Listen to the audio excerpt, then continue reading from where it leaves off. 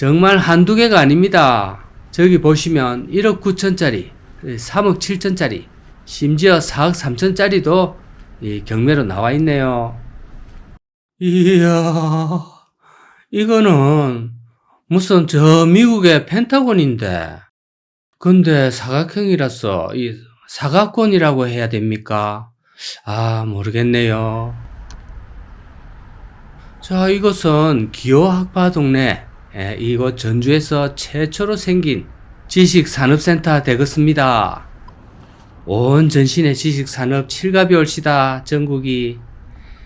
우리 조선 사람들이 머리가 이래 엉캉 좋다 보니까 전부 지식으로 먹고 살라고 이래 지식집을 잔뜩 지어놨습니다. 그러면 많어 미분양이 이래 속출하는데.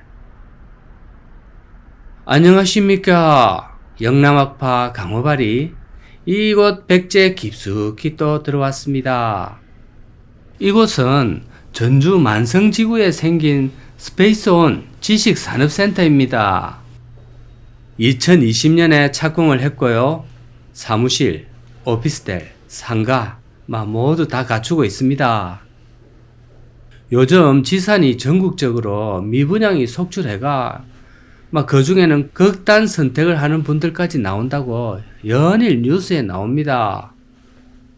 부동산 호황기를 찍고 내리막길을 걸은 지가 한 3년 차에 접어들었으니 이제 버틸 만큼 버티다가 인내의 한계를 맞이하는 분들이 좀 생길 거라 보입니다.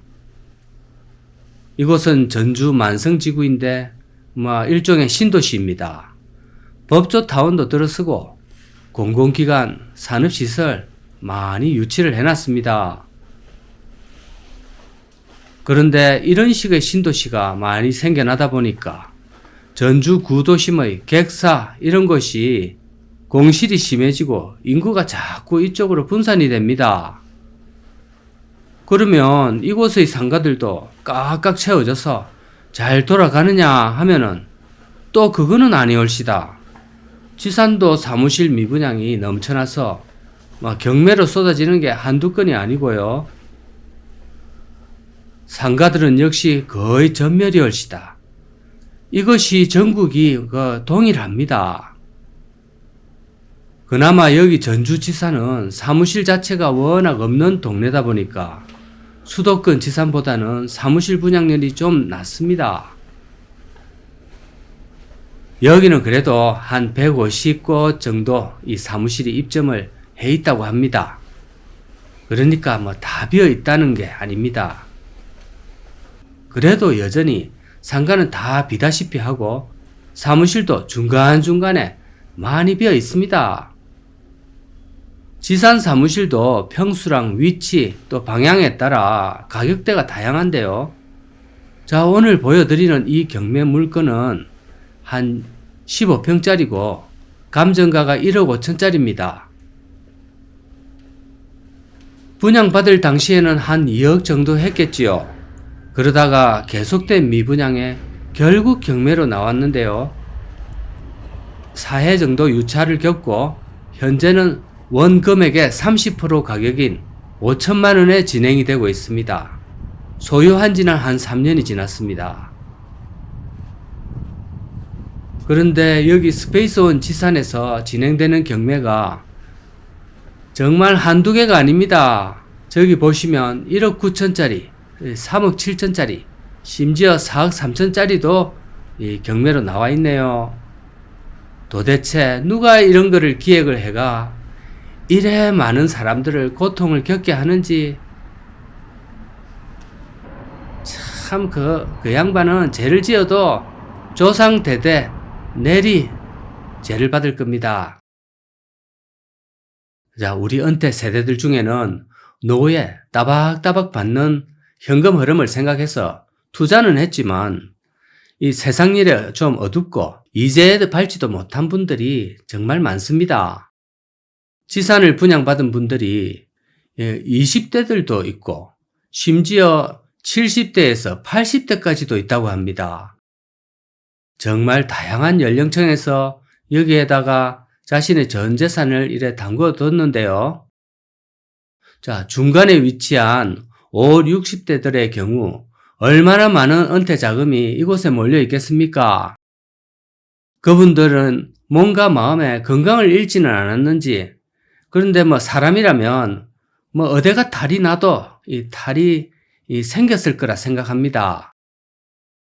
그동안 임대 수익은 3년 동안 한 번도 못 받아보고 또 거액의 자금을 집어넣고 또 그 밑으로 세금과 관리비, 대출 이자를 매달 넣어야 되니까 정말 이것만큼 징역살이가 없습니다. 차라리 저럴 것 같으면 진짜 감옥소에 들어가서 한 몇 년 때우고 나오면 다 모두 빚진 거 저거 다 가리해 주겠다 이래 했으면 아마 이거 마다할 사람은 별로 없을 것 같습니다.